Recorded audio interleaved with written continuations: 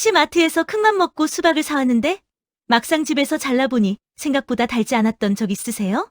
분명 겉으로 보기에는 맛있어 보였는데 한 입 먹고 조금 실망했던 경험 한 번쯤은 있을 거예요.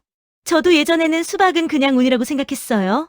큰 걸 고르면 맛있겠지, 두드려보면 알겠지 하고 골랐는데 결과는 늘 제각각이더라고요. 그런데 몇 가지 방법만 알고 나니까 실패하는 일이 훨씬 줄었습니다.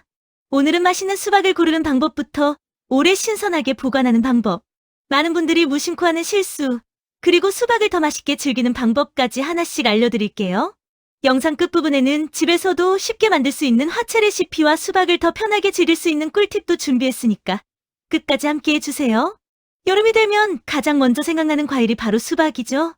무더운 날씨에 시원한 수박 한 조각 먹으면 갈증도 풀리고 기분까지 상쾌해지는 느낌이 듭니다.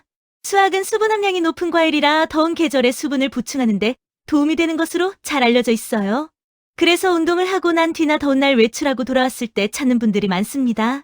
그런데 아무리 몸에 좋은 과일이라도 맛이 없으면 몇 조각 먹고 그대로 냉장고에 들어가 버리게 되죠? 그래서 처음부터 맛있는 수박을 고르는 게 정말 중요합니다. 마트에 가보면 대부분 가장 크거나 가장 동그란 수박을 고르는 분들이 많아요. 저도 예전에는 무조건 큰 수박이 좋은 줄 알았습니다. 그런데 실제로는 꼭 그렇지만은 않더라고요.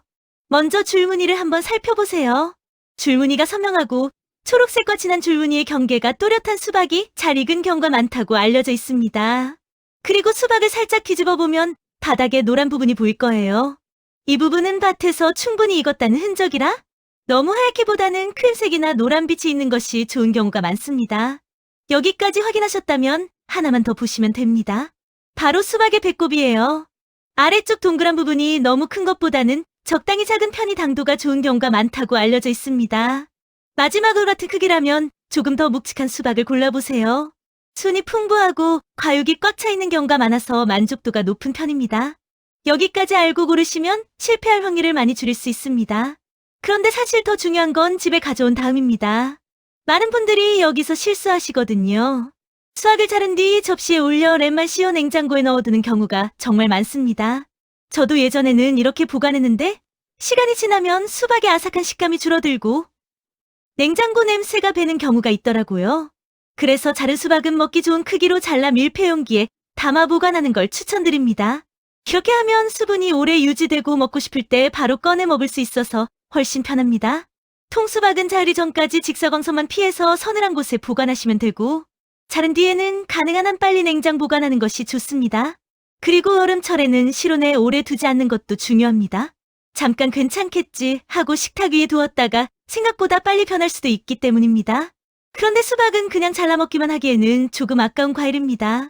조금만 응용하면 집에서도 정말 맛있는 여름 디저트를 만들 수 있어요. 가장 간단한 방법은 차갑게 보관한 수박에 레몬즙을 살짝 뿌려 먹는 것입니다. 달콤한 맛은 그대로 살면서 상큼한 향이 더해져 색다른 맛을 즐길 수 있습니다. 민트잎을 함께 올리면 카페에서 먹는 디저트 같은 분위기도 낼 수 있어요. 치즈를 좋아하신다면 모차렐라 치즈와 함께 드셔보세요. 의외라고 생각하실 수도 있지만 달콤한 수박과 담백한 치즈가 생각보다 정말 잘 어울립니다. 또 하나 추천드리고 싶은 건 수박 샐러드입니다.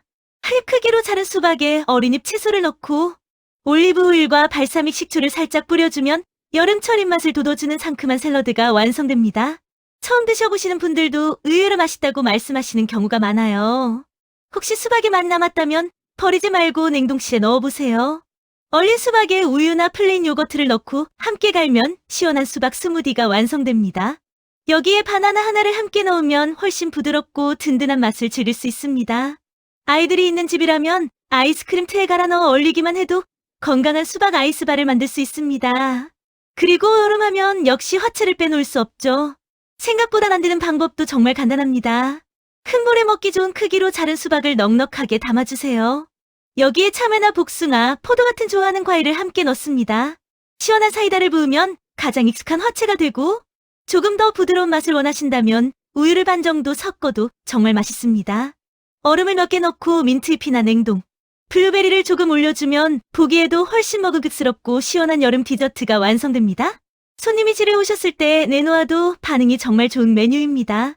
여기서 하나 더 알려드릴게요. 수박을 자를 때마다 큰 칼로 힘들게 자르셨다면 수박 전용 커터를 사용해 보시는 것도 좋습니다. 일정한 크기로 잘 잘려서 간식 준비가 훨씬 편해지고 시간도 절약할 수 있습니다.